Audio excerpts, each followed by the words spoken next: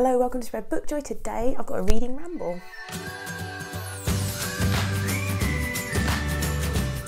If you're new to this channel, I'm Jack and this is a reading ramble where I just talk all about my latest bookish things. And if you're not new, welcome back to Spread Book Joy. What I just wanted to say, if you haven't tried this yet, it's Yorkshire Tea's tea and biscuits, multi-biscuit brew. So it tastes like tea and biscuits. And I wanted to recommend this for a while. And Danny from Danny's Book World loves this tea as well. So she talks about biscuit tea a lot. And if you've been wondering, if you've seen this and wondered whether to try it, all I can say is you have to try it. It's not sweet because I don't like sweet tea, but it does taste like biscuits. I don't know how to explain it to you. It kind of smells like them more than tastes like them. So you get that kind of like sense of a biscuit. But yeah, Yorkshire Tea and biscuits. Biscuit brew. It's very good. I finished 2 books. Woo, grand total of 2 books. One of them was Definitely Dead, which is I think book 6 of the Sookie Stackhouse series by Charlaine Harris. I am loving this reread, mainly because of the amazing hosts of the read along. I'm doing this as part of the Out of the Coffin read along with Amy from Bookshop with Amy and Ange from Ange's Book Chatter. I just watched their live about Definitely Dead this morning and it was the funniest thing I've watched in ages. I absolutely cracked up laughing. So yeah, mainly I'm enjoying the reread because of that, but also it's I think might be the 4th time I've read the books that I have read in the series, because I never finished the series. I think I've read up to like book 10 or something. I think there are 13 in the entire series, and we're doing 2 this month, and they're really short, like they're not long books.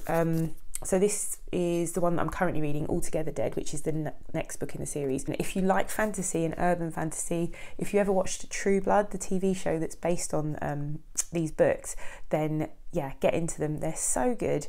And on a reread, I'm really appreciating the writing, the way that she constructs her characters, her world building, her stories, all very well done. Lots of tongue-in-cheek references to urban fantasy things that are very cleverly done and funny. So yeah, if you've never read these, highly recommend them. So I finished Definitely Dead and I'm now probably about, I think I'm not far off the end of this one. I'm listening to it on audiobook, but I think I might just finish off by reading the end of it because I want to kind of finish it this weekend because I've got a lot on my plate at the moment in terms of reading. The other thing I finished was Anne's House of Dreams. I'm reading that as part of a year-long project to read all the Anne Shirley books by L.M. Montgomery, starting with Anne of Green Gables. Anne of Green Gables is one of my favourite books of all time, and reading the series with Emily from Novell Novels. And this is my least favourite of the books I've read so far. L.M. Montgomery, I think she quite famously got fed up of writing Anne Shirley books, but the character was so popular that she wrote loads and loads and loads of them because they were in demand. And this book felt to me like she wanted to start a new story with new characters. So Anne was transplanted to another town on Prince Edward Island and new characters came into it, loads of them. And all these new characters needed a backstory, and the backstory is just told to you through other characters. So like she'll meet a new character and they'll tell her the story, oh, that's a tragic story, their story, and tells you the whole story. I didn't really care for it. 1, I don't like that kind of writing, and 2, I dislike, at this stage in a series, I want to visit all the characters that have been set up, the places that have been set up, the towns, I want to know what's going on with the people that I fell in love with from the first book, and you just don't get enough of them. I think Alice over at Alice and the Giant Bookshelf has the same reaction as me. Anne's become like a side character in her own series, and yeah, there are still charming parts. She's still like a really good writer. I love her descriptions of things, particularly setting and stuff. She does that, and the changing of seasons, and she does that really, really well.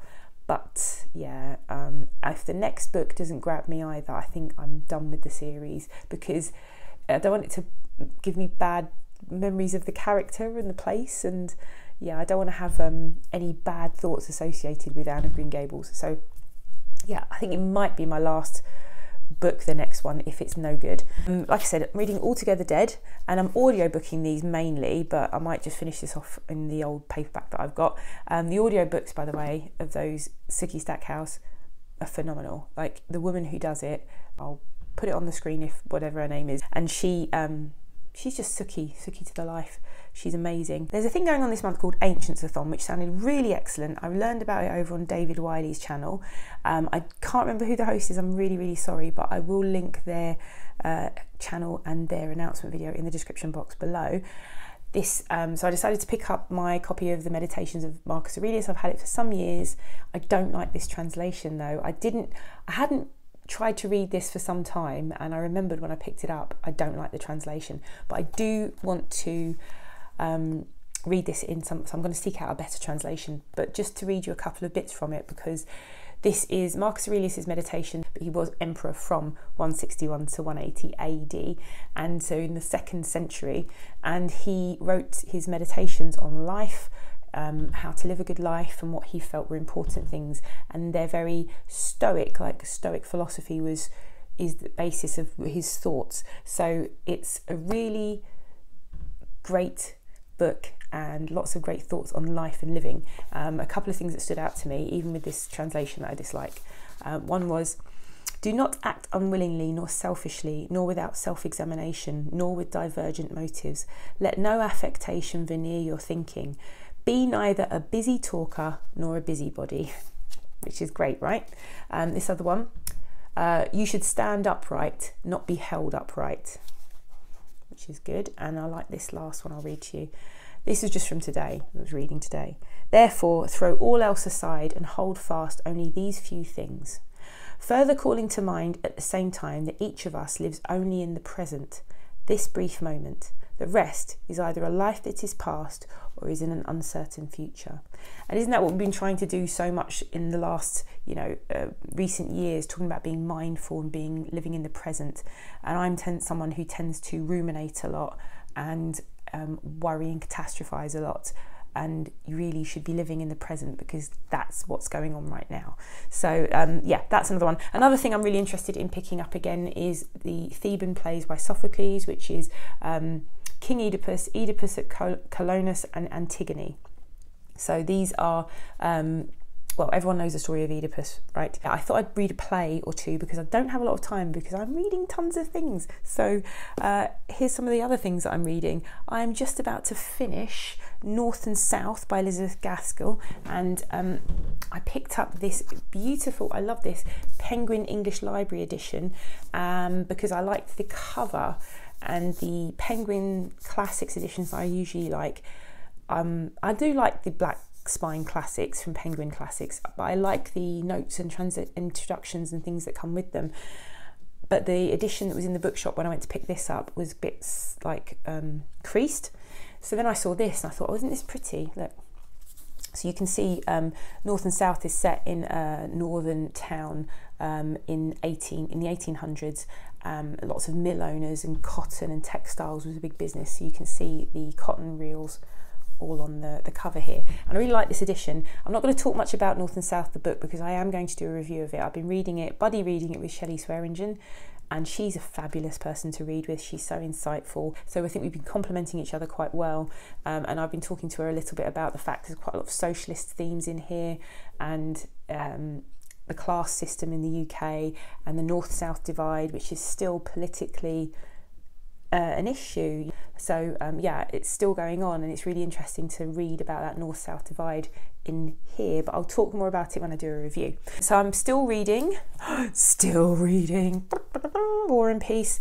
I started this in November. If you've been around here for a while, you know I stopped reading it for some months. I didn't really want to read about war. I don't think many people did for a while there, or many people, we were listening to what's going on in the world, and I was just not in the mood to read about war. So but I've gone back into it. I've made an actual plan. I am now I'm 1,000 pages. I'm over the 1,000-page mark, so I'm about here, and I am in volume 4. It's a very good book in so many ways. I do have some things that I've not enjoyed about it as well.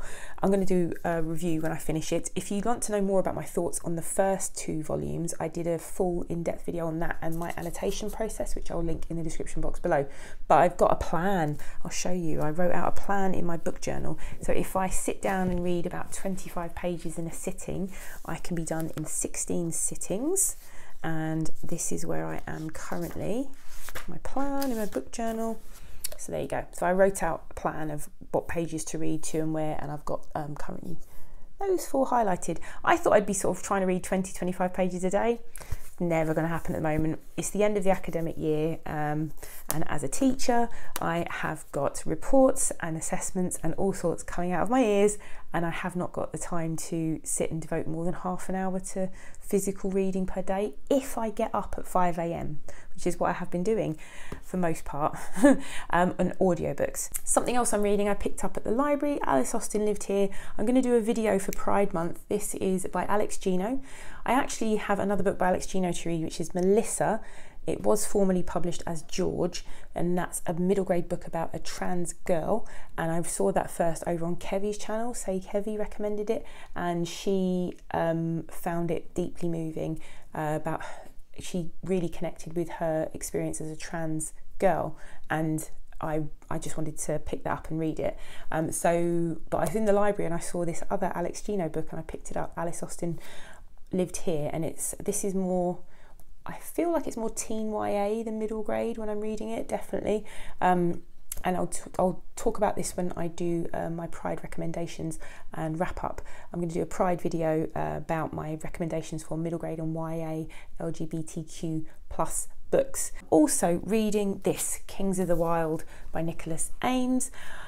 I talked about this in my last rambling read as one I picked up and wanted it to be quite a fun read, and to be fair to the book, I've not really got into it. I'm 123 pages in and I'm just not picking it up, and it's not, I don't think it's the book's fault. I think it's the way I've read it. I think because I've been prioritising my buddy read, I've got 2 buddy reads, actually I need to talk about the other one. Because I've been prioritising my buddy reads, this has not got much attention, and it's the sort of book you just need to sit and devour in a few sittings rather than have it eke out over months and months. I mean, it's not War and Peace. I'm also reading Hazel Pryor's Away with the Penguins. I started this this week as a buddy read with one of my best friends, and we're reading it, and so far I'm loving it. It's giving me real Eleanor Oliphant vibes. 2 narrative voices, an elderly protagonist and someone else. I'm not going to say it because it gives you spoilers straight away. But yeah, I'm loving it so far. I'm listening to the audiobook because that's the only way I can keep up with anything at the moment, and the audiobook is very, very good. The latest books that I have hauled, and I'm just going to talk a little bit about the fact that I'm going to stop buying books again. I was on a book buying ban for some time. I gave up my book buying ban when it kind of broke a little bit, when I just wanted to get some books to cheer myself up, and since then I've just been picking up books. I pick up books for readathons, for read-alongs. I'm not able to do that anymore financially. I need to stop doing it because I can't afford to do it. I can't keep doing it, not for a while anyway. I've got a lot going on in terms of possibly moving house and things like that, so I just really need to cut down on buying things that fill up my house, first of all, because we're going to be moving and that's a nightmare, and 2, just spending money. I can't afford it anymore. I've really got to stop. So I've got a last book haul to show you, a last for now book haul. There will be library book hauls, or I might read stuff on Scribd. I've also got Kindle Unlimited, so it's not like I'm not spending money every month on books. I've got Audible, I've got Libby app, I do all sorts of things. So I can acquire books, but I just need to stop buying physical books. So these are the last ones I'm going to buy for a while. And with that beautiful Penguin English Classics edition, I went to get a copy of Howard's End because I'm about to start buddy reading it with the lovely Marilyn Maya Mendoza, who is a brilliant booktuber. Go and watch her if you're not subscribed. She calls herself the baby boomer booktuber. She's just so fascinating. Her insights into reading and a life spent reading books and how books have shaped her and her philosophy. If you haven't subscribed to Marilyn, go and do it now. She's wonderful. We're also going to be joined by Berna from Berna's Bookish Adventures, who is a lovely Turkish booktuber who I also have enjoyed watching, and yeah, I'll link their channels. Go and subscribe to them, they're really lovely. So we're going to be reading Howard's End, and this is the lovely Penguin English Library edition that I picked up. I also picked up, because I am hosting a read-along next month for Jane Austen July. Not an official one, it's my own one, but I'm hosting it with Gemma from Gemma Books. Again, go subscribe to her, she's brill. And I'll put a link to my announcement video in the description box below, so you can see my announcement and how to join in if you want to join in, plus my plans and possibilities video for Jane Austen July. I'll link that too. So I bought another edition of Persuasion. I already have Persuasion, but I have a beautiful vintage classics edition that I adore and I don't want to write in, and I want to do some annotating for Jane Austen July for Persuasion. I feel like it might enhance my reading a little bit. The other things I bought were in a charity shop near where I work. The Haunting of Hill House. I don't like this edition, but I do want to read Shirley Jackson, because I've heard she's great things. And then I picked up, I love some historical fiction, particularly my favourite period to read about is classical period, Greece and Rome. And this is called Tiberius, about the Emperor Tiberius, who was he was the emperor after Augustus, and he was quite famously a depraved emperor with scandalous life.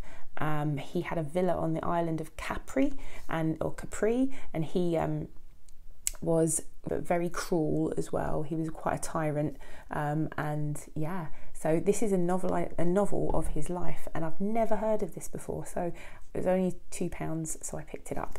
The other physical book that I bought, and this was a good story because I picked up, and I'm very excited about it, Great Circle by Maggie Shipstead, which everyone predicted would win the Women's Prize, and of course it didn't, because the ones that people think are going to win never win. But I picked up Great Circle, and I'm so glad I got this because I really do want to read it. I've heard such wonderful things. It sounds right up my street. I went into Waterstones in Piccadilly, and I'm going to put some pictures up for you while I talk to you about this. I couldn't resist picking up a copy of Great Circle, and when I went to the till to pay for it, the guy said, you've got our book of the month, which it is. He said, we've got some tote bags, and I got a free tote bag. Look, and I love a tote bag. I do love a tote bag. And this one says, she knew it was impossible, she did it anyway. And it's a Great Circle tote bag. So I got that. And even to make it even better, he said, if you take your receipt to the coffee shop, you'll get a free coffee as well. Who knew that? I didn't know that. So if you go to a branch of Waterstones that has a coffee shop and you pick up their book of the month, you can get a free coffee. I didn't know that. I had no idea. So yeah, that really cheered me up. How sad am I?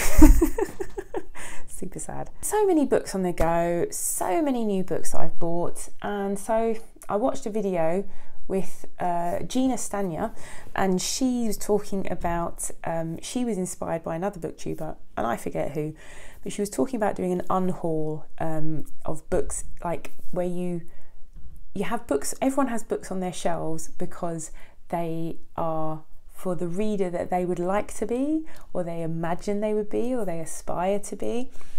And I thought, oh my gosh, yes, we do. I've carried around a bunch of these old Oxford World Classics from these old editions for probably about 25 years now, because when I was a bookseller in Waterstones, they reissued the covers. I'm sure I've told this story before, but they just wanted the cover page. So you'll see in here, there's like a torn page. So in order to get the newer edition of the book sent out to us, we had to tear out the cover, the page with the ISBN number on it, and send it back to Oxford University Press, and they would send us out the new edition, which they did. And these old editions were then up for grabs because you couldn't sell them. So I took loads of them. I took absolutely loads, and I carted around the majority of these my life. And as a very young, voracious reader, I was like, yes, I'm going to read all these classics one day. Look at my amazing classics. I finally got rid of Moby Dick last year because I am never going to read Moby Dick. It doesn't actually interest me. When I was younger, I thought, oh, I must read Moby Dick. No. I decided to take Gina's advice and have a quick look through those and decide if there's any I want to get rid of. And I'm getting rid of Dante's Divine Comedy. I am actually never going to read that. Never. This next one's probably going to make people laugh if you have been watching my friend Alice's channel. So Alice, I'm going to get rid of this one because of you. It is Don Quixote. Don Quixote by Miguel Cervantes. I am not going to read this now because Alice over at Alice and the Giant Bookshelf, this is her, like, I've been reading War and Peace since November. She's been reading this since July, and it's become a running joke with a few of us who are our friends about Don Quixote, and it's her like Everest, and she's determined to finish it, and we're like, just DNF it already, but she won't.